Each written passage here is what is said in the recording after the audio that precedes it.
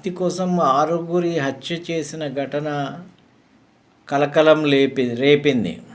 వివరాలు చూద్దాం. వారిద్దరూ ప్రాణ స్నేహితులు. కష్టమైన సుఖమైన కలిసి పంచుకునేవారు. స్నేహితులంటే ఇలాగే ఉండాలన్నట్టుగా మెలిగేవారు.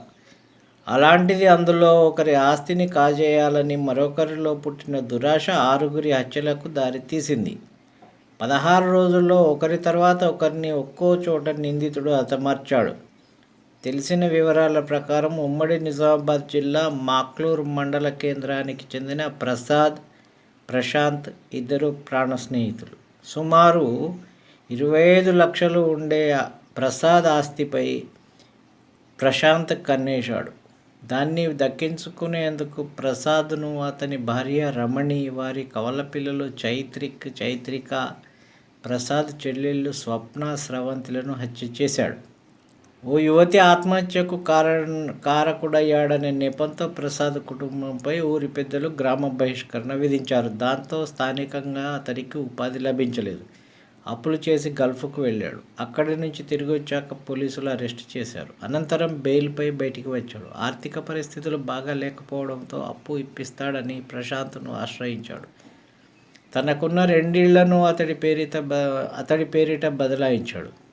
చెప్పిన గడువులోగా ప్రశాంత్ అప్పు ఇప్పించలేదు. ఇళ్లను తిరిగి ప్రసాద్ పేరిట బదలాయించడంలోనూ జాప్యం చేశాడు. దీనిపై ప్రశ్నిస్తే దాటా వేస్తూ వచ్చాడు. దీంతో పెద్ద మనుషుల వద్ద ప్రసాద్ పంచాయతీ పెట్టాడు. అంతకుముందే మాక్లూరు నుంచి కామారెడ్డి జిల్లా పాల్వంచ మండలం కేంద్రానికి ప్రసాద్ కుటుంబం సహా మకాం మార్చాడు. అతడు స్థానికంగా నివాసం ఉండకపోవడంతో ఇళ్లను అమ్ముకొని సొమ్ము చేసుకోవాలని ప్రశాంత్ పన్నాగం పన్నాడు. ప్రసాద్ కుటుంబం ఉన్నంతకాలం ఇళ్లను విక్రయించడం సాధ్యం కాదని భావించి వారిని అడ్డు తొలగించేందుకు పథకం రచించాడు. మొదట ప్రసాద్ను గత సంవత్సరం నవంబర్ 25న ఇంటి నుంచి తీసుకెళ్లి డిచ్పల్లి శివార్లో హత్య చేసి మృతదేహాన్ని పూడ్చిపెట్టాడు. అతన్ని నిర్మల్ పోలీసులు అరెస్టు చేశారని, విడిపించుకు రావాలంటూ ప్రసాద్ భార్య రమణిని కారులో ఇంటి నుంచి తీసుకెళ్లాడు. ఆమెను బాసర వద్ద గోదావరి నదిలోకి తోసి హతమార్చాడు. ప్రసాద్ రమణులను బాసర వద్ద అద్దె గదిలో ఉంచానని చెప్పి 2 పిల్లలను తన వెంట తీసుకెళ్లాడు. బాల్కొండ సమీపంలో సోను వద్ద వారి మృతదేహాలు కాలిన స్థితిలో లభించాయి. ఆ తర్వాత దివ్యాంగురాలైన ప్రసాద్ పెద్ద చెల్లెలు స్వప్నను తీసుకెళ్లి మెదక్ జిల్లా చేగుంట మండలం వడియారం సమీపంలో కల్వర్టు వద్ద హత్య చేశాడు. మృతదేహాన్ని తగలబెట్టాడు. చిన్న చెల్లెలు స్రవంతిని కామారెడ్డి జిల్లా సదాశివనగర్ మండలం భూంపల్లి వద్దకు తీసుకెళ్లి హత్య చేసి మృతదేహాన్ని దహనం చేశాడు. భూంపల్లి వద్ద గుర్తు తెలియని మృతదేహం ఉన్నట్టు స్థానికులు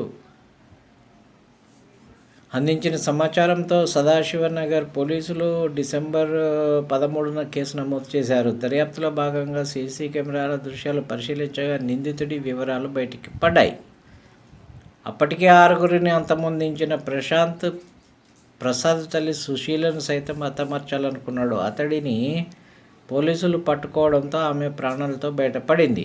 కేసులో ప్రధాన నిందితుడిగా భావిస్తున్న ప్రశాంత్ను అదుపులోకి తీసుకున్న పోలీసులు దర్యాప్తును వేగవంతం చేశారు. హత్యలకు మరికొందరు సహకరించినట్లు నిందితుడు చెప్పినట్టు తెలుస్తోంది.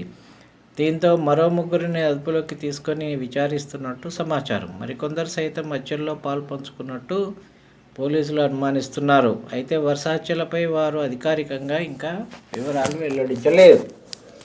ఇంత ఘోరం జరిగింది చూడండి. ఎవరిని నమ్మేటట్లేదు ప్రపంచంలో.